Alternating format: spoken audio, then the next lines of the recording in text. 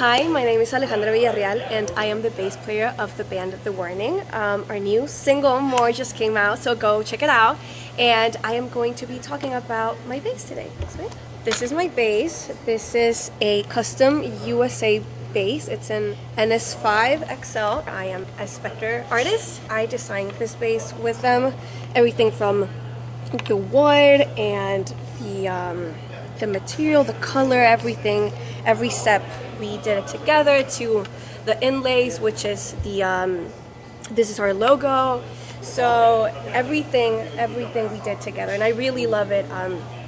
We did special wood in the back. I think it's redwood to make the bass lighter because most of their basses are extremely heavy, and so I just wanted to make it a bit lighter, but it's still great wood for the sound of the bass, and I feel like it's just perfect for everything we do with the band. So yes, I love it. I started using a 5-string bass like maybe 3 years ago now, 4 years, and I quite love it. A fan actually gifted me a Spectre bass, a 4-string Spectre bass, like 5 years ago maybe, and since then I've loved Spectre, and I'm really proud to now own a custom bass. You can actually get this design, which is called Alice Inferno, in the Spectre website, and we just released a signature model, which is my model. It's a 4-string bass, and it was inspired by this original bass that we designed with Spectre. So yeah, and it also has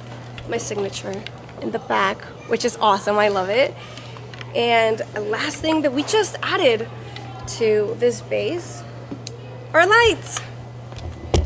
And so it looks really cool, but it's also really helpful for when we play live, and the lights are all over the place. It's just so I can go back and I know where I'm playing. So these pickups are EMGX pickups.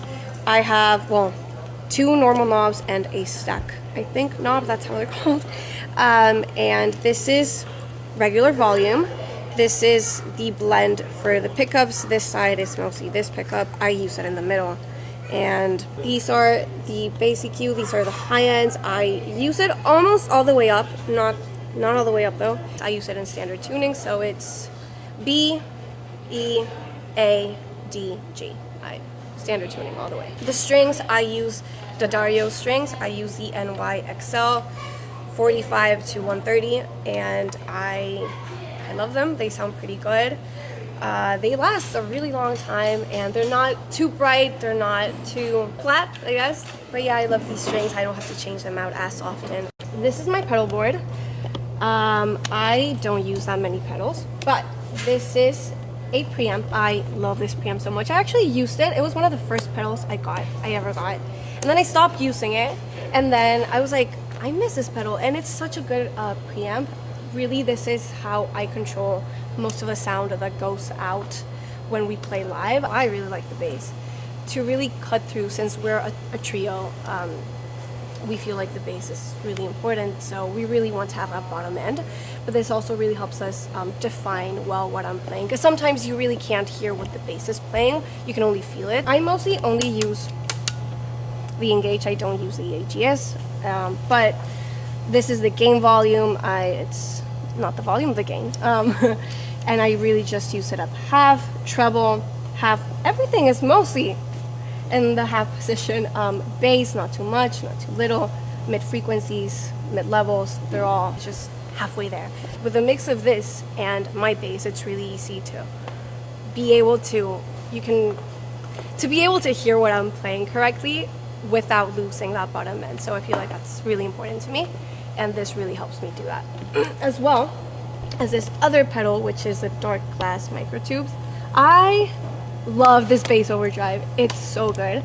I've also tried a lot of overdrives over the past few years, and this one is really cool because it's really easy to blend the overdrive, like the distortion sound, as much as you can or as little as you want it to. So it's not really overpowering, and you can still hear what I'm playing. Like, as I said, like, you can hear the bass lines without becoming just like this mess of like distortion. This is the overdrive. I usually leave it all the way up, and I mix as much of it as I want. And here, this is the blend between your normal bass sound and the distortion, I usually keep it almost halfway there as everything. So yeah, here you just blend it as much as you want, and it's really nice because you can still hear the original sound of the bass just with a bit of distortion on it. So it's amazing. I quite love it. This is my lovely tuner. You can't have a pedal board without a tuner. It's really important to me, and it also serves as a mute button. It's just muted, and it's really nice as well because even while I'm playing, I can see the tuner move around. So if I'm ever like mid-song and I have no idea if I'm tuned well, I can play a note and it'll tell me if I'm tuned or not. So yeah, it's just my tuner. This is the switch between my wireless, so I can use it. Normally this is for the wireless, and the wireless is at the bottom, so it's packed in here. So yeah, this is just to activate and deactivate the wireless pack.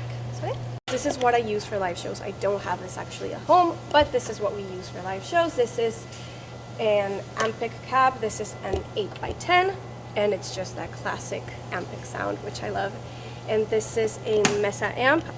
It is mic'd and all, but we mostly use this for on stage and for like the people in front, so you can really feel the bass. I love this. It's honestly such a help when we're on stage, because sometimes you can't really feel the energy that the crowd feels. Like you can't feel it on stage, and the amps like really help us to feel the bass. So mostly I just love it to have like a lot of bottom end, so I can feel and listen my bass on the outside as well. So thank you so much for watching. Don't forget to check out our new music and go to thewarningbank.com for any other information you want to know about us. And yeah, thank you.